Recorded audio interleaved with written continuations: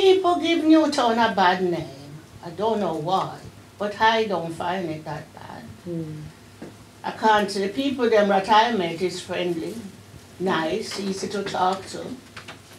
I don't come across any problem, but as moment you say Newtown, people think straight away problem area, but I don't see any.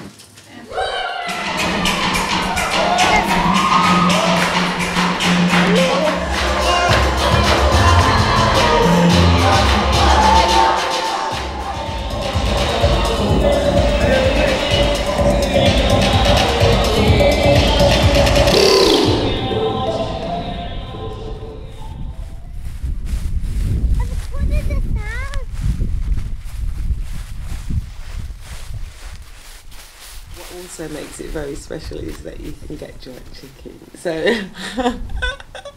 the food, some of the food, the Caribbean food is really lovely, and there's a rich history